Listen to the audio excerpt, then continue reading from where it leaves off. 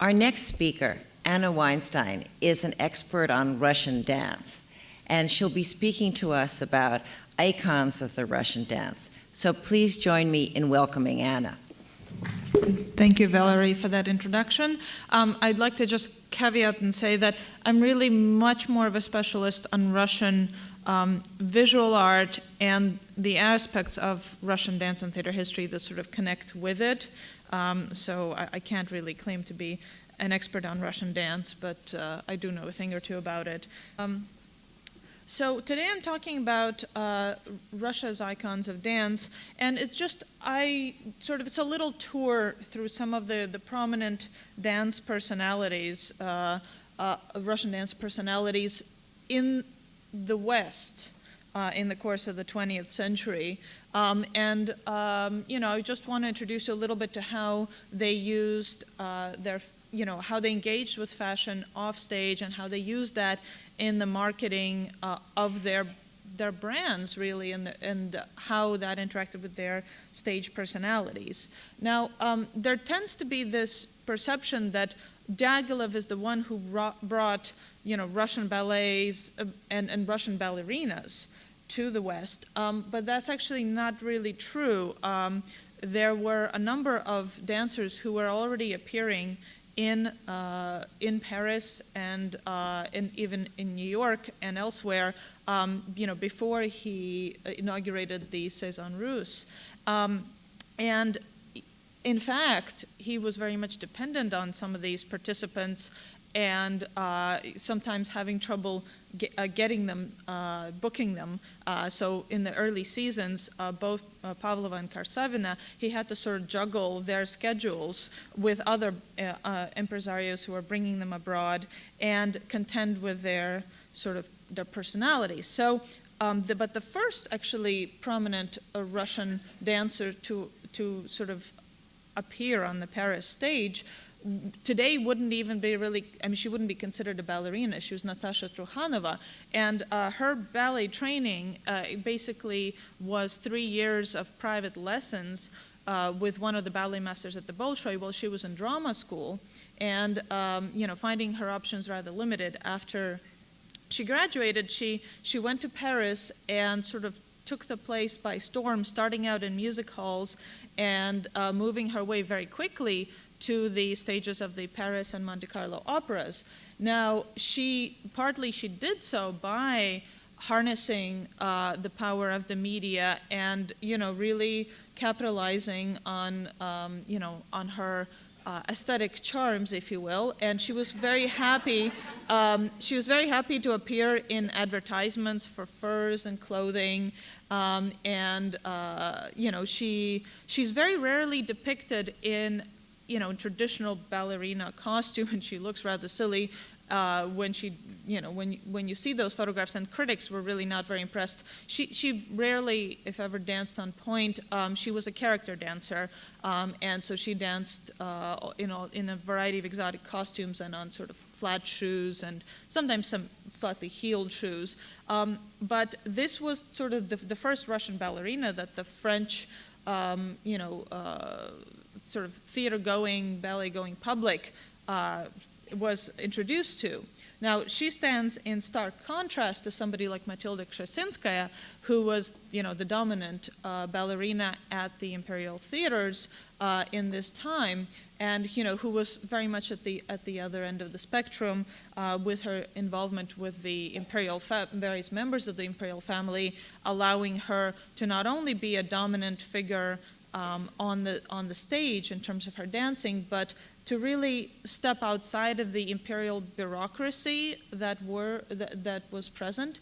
And what was interesting is that because she was so dominant and so successful in Russia, she for a while really didn't do much touring abroad and sort of dismissed it to some degree. And then she started venturing out after retiring from the Imperial Theatre. She started trying to perform in Paris and London and found herself very much overshadowed by those that had arrived before. And so at that point, a large part of the media strategy, if you will, around promoting her performances focused on her dress and her jewelry, and there were articles in London papers about how the jewels that she had brought with her were being stored at Fabergé, and the countless furs and Paris dresses, and jewelry, in fact, had been something that she'd very much used as sort of that transcended her offstage and onstage image in Petersburg. And unlike other dancers, she was able to wear her jewelry on stage and to integrate it really into her costumes. But by the time she made it to Paris and London, she really was emphasizing her wealth and her prominence, because basically she was unable to compete in terms of dancing, not technically, but because the public had already been sort of enthralled by Pavlova and Karsavina. Speaking of Pavlova, she had a very powerful sartorial personality that became evident when she started performing abroad, which is not.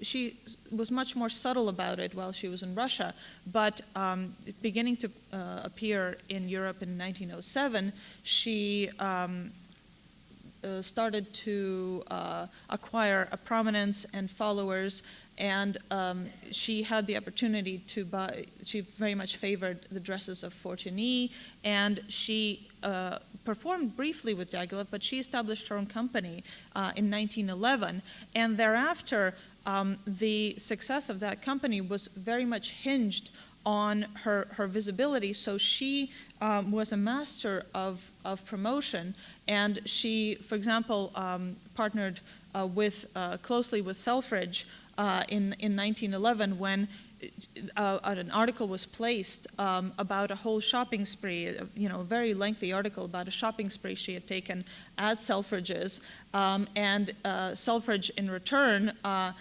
created a window around her, and was a great tribute to her. And she basically, in the course of the next 20 years, toured to far more places and performed in front of a variety of audiences that the Ballet Russes never reached.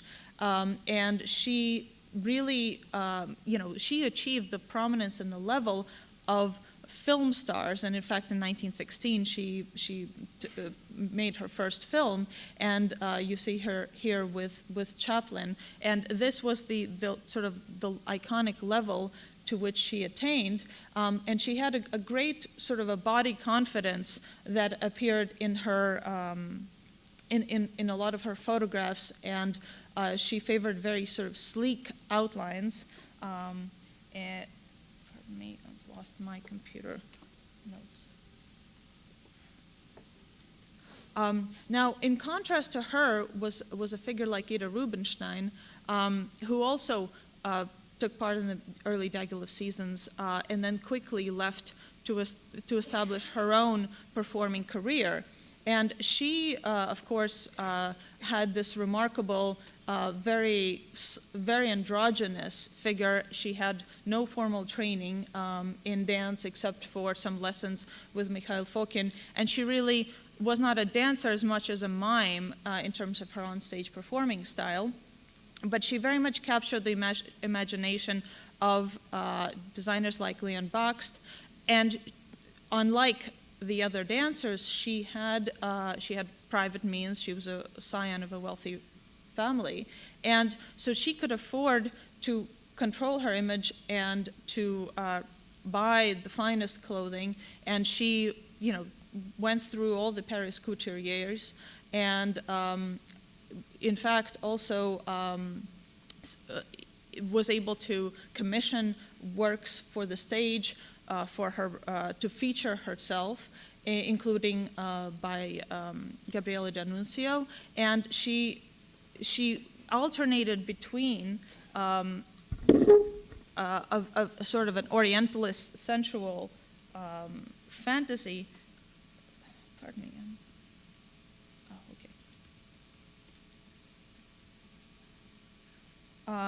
She alternated between a very androgynous aesthetic, sometimes playing male roles like Saint Sebastian, and the Orientalist seductress of Scheherazade. And one of the things that was also distinctive about her style was that she had this mane of black hair.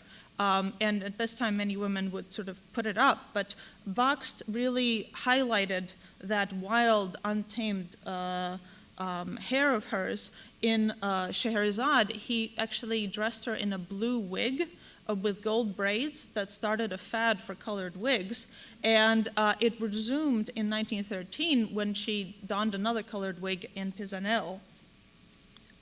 And in the 1920s, I just want to mention, because yesterday there was conversation about La Valse, designed by Karinska, but in the 1920s she built, at the age of 40, she built an entire ballet company around herself, going on point for the first time, and La Valse was actually commissioned by her, and these are designs by Alexander Benoit for the first production in 1928, which it's very possible that Karinska would have seen. Now, Karsavina had a completely different manner herself. She had much less body confidence, an overt sort of sensuality than Pavlova or Rubinstein. And so her offstage dress style was more of an extension of her onstage roles, somewhat more girlish and ethereal, and usually less revealing of the contours of her body. And you see here one of her dresses, but that was from the 1920s, and the photograph is from the 1910s, where there's this sort of coy shyness. Now, there was a lot of talk yesterday about wardrobe malfunctions, and it's kind of interesting that a sort of wardrobe malfunction was really responsible for a vast change in Václav Nijinsky's career, because like Pavlova and Karsavina in the early seasons, he was still on the employ of the imperial theaters, and he had been, contracted by Diaghilev for performances. But he, in 1910, when he insisted on removing the customary sort of almost like boxer shorts that would obscure, the sort of the groin area in a performance of Giselle in St. Petersburg, and the member of the imperial family who saw this objected to this scandalous breach of propriety. In the ensuing sort of standoff, Nijinsky left the imperial theaters for good, and from that point on, basically he was exclusively tied to Diaghilev.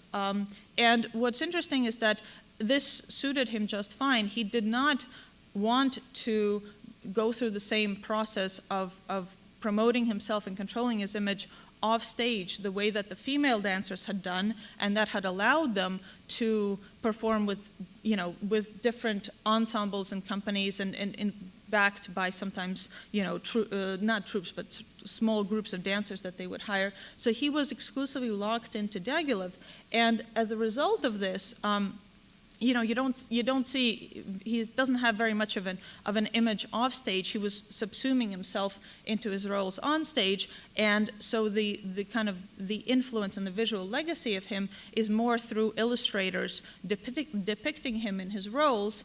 And he paid for this in 1913 when he and Diaghilev fell out, because then when he tried to start his own company, despite being recognized as this god of the dance, he wasn't really able to get much attention and traction from audiences. And that was sort of a lesson in the importance of using all offstage opportunities to cement followings by the primas at this time. Now, an interesting example is Lydia Lapakova, who also appeared with Diaghilev early on, and then left for America. And here you see a wonderful photo when she was in New York in 1914. But the thing is that she promoted herself in other ways, and it took her a while to embrace fashion, and it took actually a friend of hers in the 1920s really teaching her about how to dress for her to kind of capture the power of that. And as a result, she and other dancers in the later 1910s and 1920s became increasingly dependent on the promotional capabilities of Diaghilev to be recognized. And so she, for example, tried in 1924 to go off and do her own performances, and it didn't work.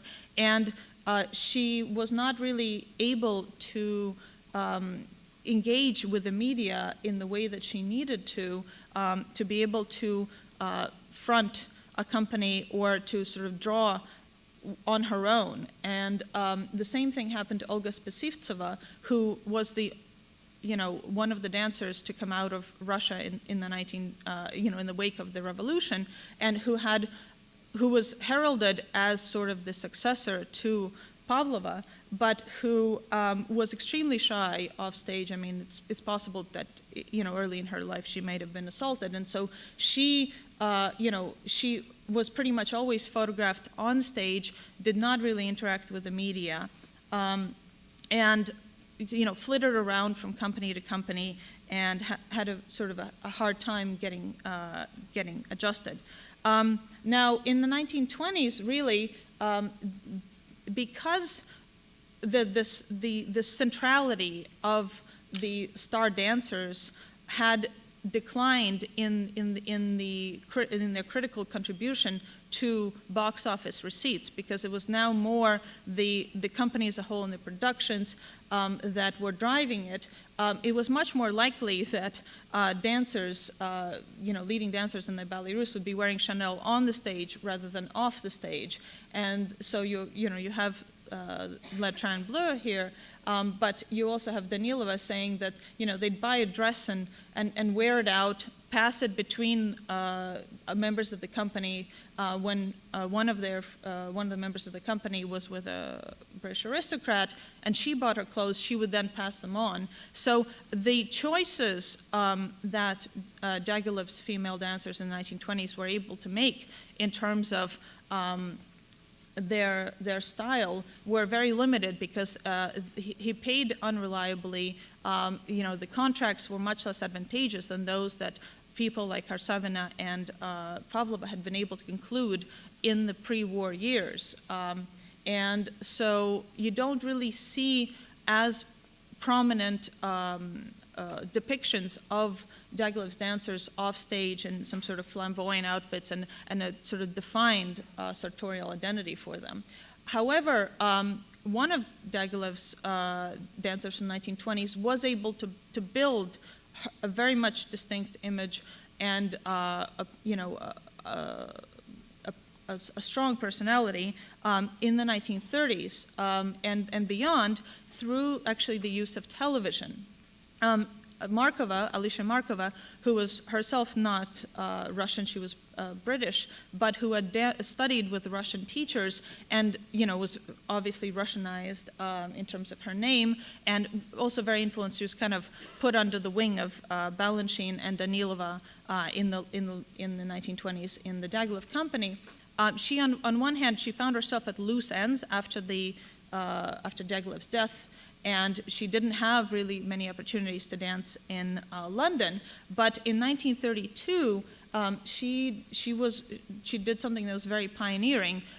Harry Selfridge decided that he wanted to place a TV in the window of Selfridge's, and he thought that the best way to sort of get attention for this would be to film a dancer.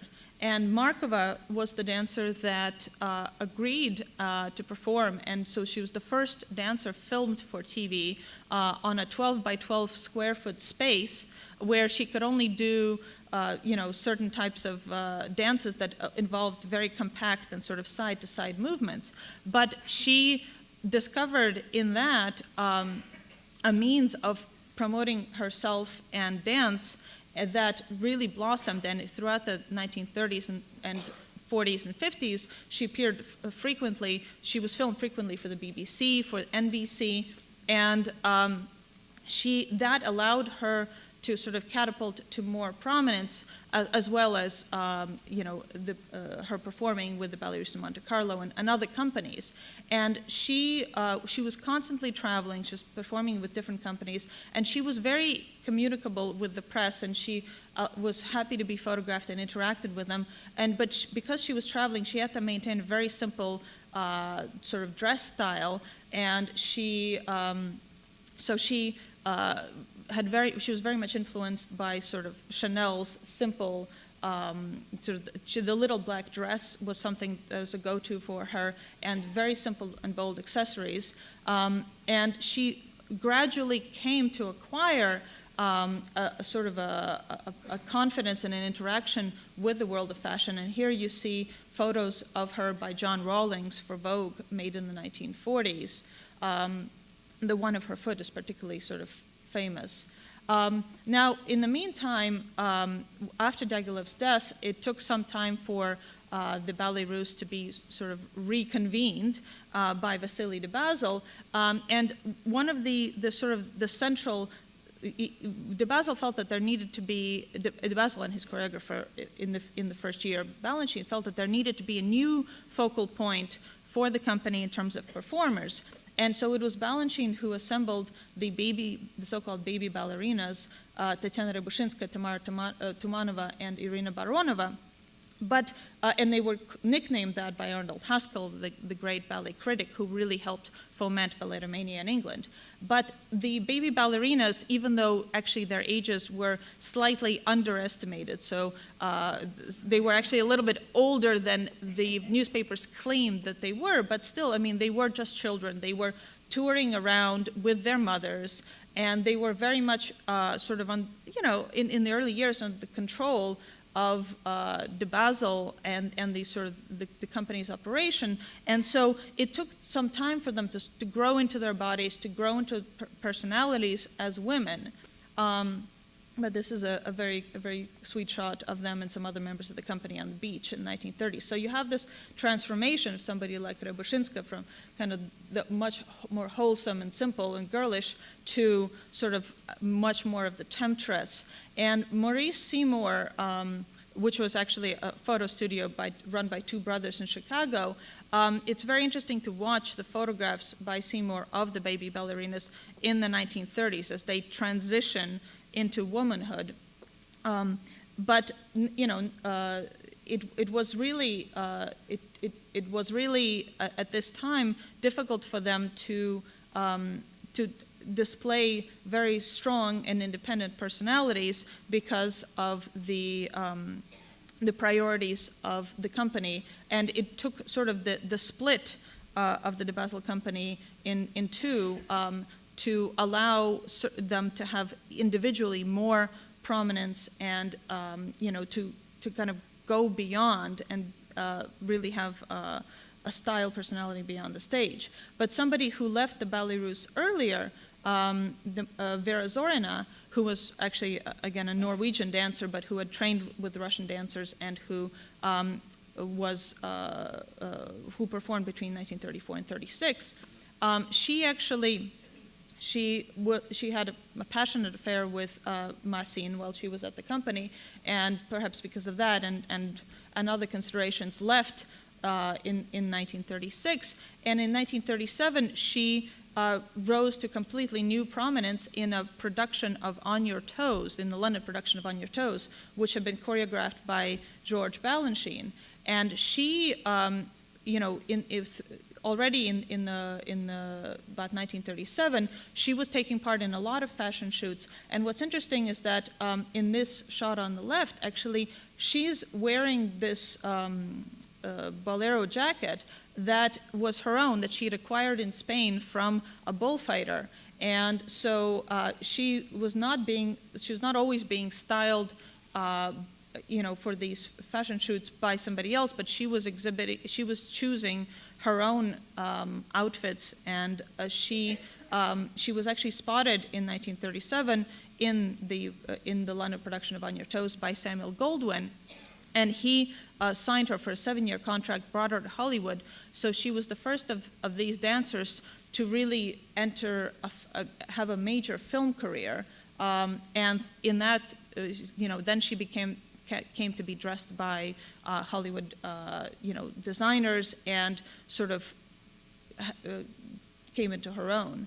Tamara Tumanova and Irina Baronova made it to Hollywood in the 1940s, and Tumanova really became this kind of, she developed this kind of more glamorous image, and in her first film in 1944, she actually starred opposite Gregory Peck. Baronova flirted with Hollywood more briefly because of her marriage, and then she sort of disappeared from view in that sense while she was raising children. But in the 1940s and 50s, what you had was a proliferation of Russian ballet dancers around the world. They were teaching in various places, but the link to the ballet style of the imperial theaters had been somewhat lost because of sort of intergenerational transition, because Rebushinska, Tumanova, and Baronova, for example, had all been trained entirely abroad, and mostly in Paris, by former imperial dancers. So they were one generation removed, but then in the 40s and 50s, what you were getting was people who were being, who had not even been born in Russia, but maybe coming out of the immigrant community, but had sort of disconnected. And in the meantime, you had, in the Soviet Union, you had Galina Ulanova, who's enthralling audiences, but who was not, had no opportunity to perform abroad until she was 46 years old in the 1950s. And so there was this pause where there was no new major personalities, coming out that were distinctly Russian, and there were increasingly new, completely Western ballerinas who were coming to prominence, even if they sometimes were dancing with troops of Russian lineage. But somebody who really exploded onto the Western style scene in 1959, well, really in the 1960s, but she first performed abroad in 1959, was Maya Plisetskaya. And she had actually been kept in the Soviet Union with concerns that she would defect, but for a number of years, but she was finally allowed to perform, and she sort of seized the stage with this very bold and confident personality, and she connected very quickly with fashion photographers like Avedon, with designers like Yves Saint Laurent, and she particularly became a muse and was very closely connected to Pierre Cardin, and he designed dresses for her for daily life, and then also for ballets and films, and she appeared in his fashion shows. And then, of course, soon after, Plisetskaya came onto the scene, but she was continuing to go back and forth between the West and Russia. Rudolf Nureyev, famously defected and brought with him a completely sort of a very bold disregard for sort of convention. He once said that while in the Soviet Union, he had developed double-breasted suit poisoning from seeing Khrushchev and other bureaucrats who looked like walking refrigerators. So he really, he was very, early on you see some photographs of him out with Margot Fontaine, and even then his suits are pretty unconventional, but he really, much of the time, he completely avoided suits. He sort of was the first to be photographed so prominently in just rehearsal wear, and and in jeans. And then this is quite interesting. In the 1970s, you see him in a Halston jumpsuit and this sort of crocodile outfit. And what's impressive is that outfit, and he's accompanied by Lee Radziwill, he wore that to the Metropolitan Opera in 1974, and to a performance where there were some very prominent, I think it was like Princess Margaret and Lord Snowdon were there, and this is an event to which he felt quite confident wearing this python getup. So the thing is that throughout what happened in the 20th century, so you had this sort of kind of round trip progression where dancers came out of Russia, appeared in Paris and London, and then made the way to the U.S., to New York, and then to Hollywood, and sort of this kind of loop, made this loop, and sort of interacted in a lot of different venues with different audiences, bringing these different approaches to the promotion of their own brands and to the understanding of the sexuality of the ballerina or ballet dancer.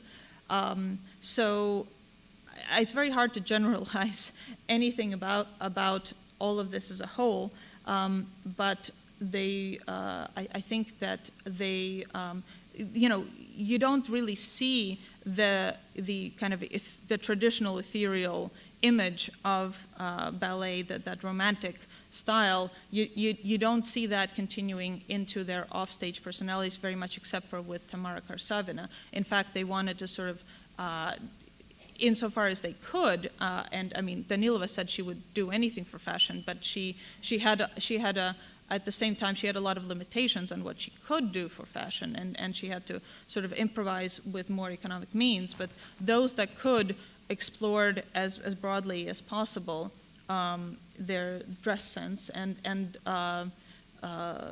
sort of enjoyed the freedom to express themselves, which is something that in many cases they had not as much had in Russia or in the Soviet Union. Thank you.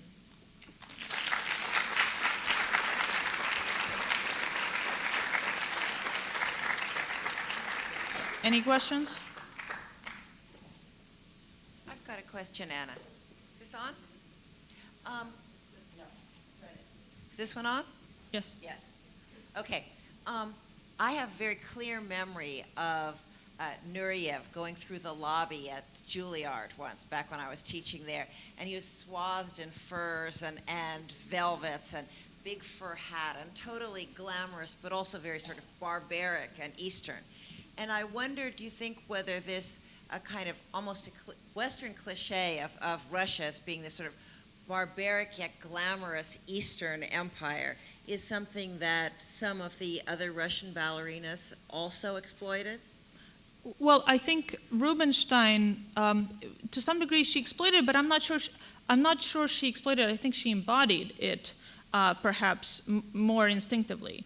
But that doesn't apply, I mean, so much to Pavlova. I mean, on the other hand, she was very neoclassical. She was very elegant and refined, and certainly Kshestinska, the last thing that she would have wanted was to be viewed as barbaric. In fact, and Karsavina too, for example, she was very concerned before her first tour to Europe. She had a dressmaker make her a whole new wardrobe according to the Paris style. Now, what that dressmaker would have thought was the Paris style was not necessarily what the Paris style was, and it took some years actually before Karsavina was able to begin to acquire a truly Parisian wardrobe. It took her unexpected success actually in the first season of the Ballet Russes to put her on the map, but it took her some more time to sort of make independent style choices, if you will. And for a while, she hid behind the onstage persona And then she began to come into her own in the mid-teens, and then in the 20s, it's already a different ballgame. But Nureyev, I mean, I think, again, with Nureyev, it was partly maybe sometimes he chose to play up the stereotypes, but I think it was intrinsic, and it was a sort of a love of pattern and luxury and so on and so forth. And so there was certainly, for example, in the case of Nijinsky, an innate animalistic kind of sensuality to his onstage performance. But when he came off the stage, he dressed in very, very traditional suits, and he didn't display any flamboyant behavior beyond the stage. Whereas he expressed himself fully on the stage, whereas Nijinsky, I think, wanted to express himself fully at all times. Any other questions? Thank you. Oh, sorry. Thanks.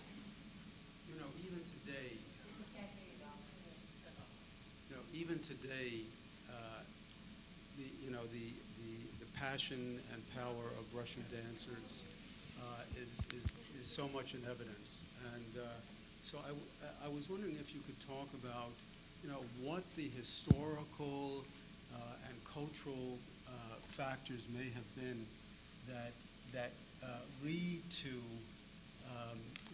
these kind of passionate performances by Russian dancers.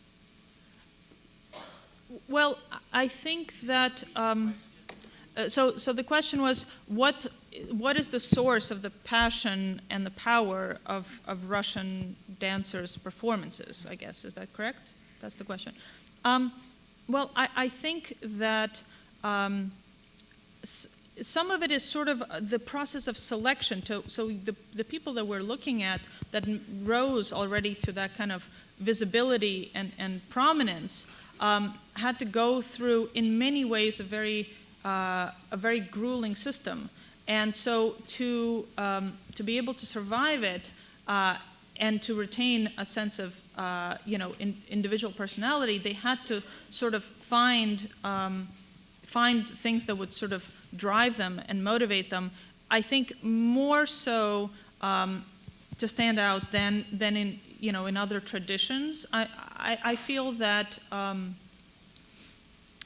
Plisetskaya, she had to fight so hard to be able to perform the role within the Soviet Union, to be able to perform the roles that she wanted, to be able to be let out and to perform abroad, that she sort of had all this pent-up energy that was just bursting to get out.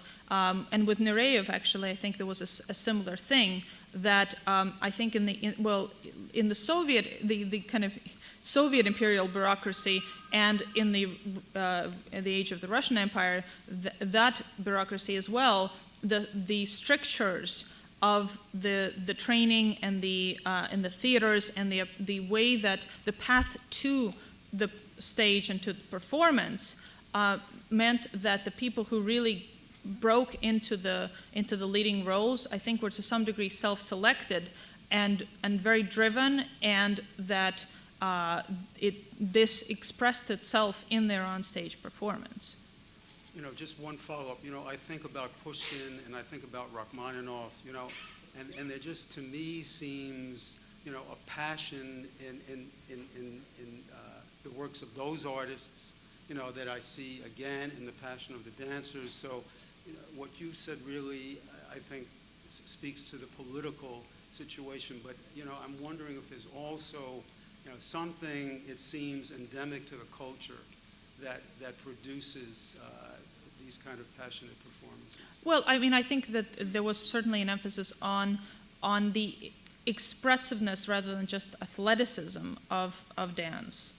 And so the individual contribution of the dancer to the interpretation of the role was something that was taught and prioritized.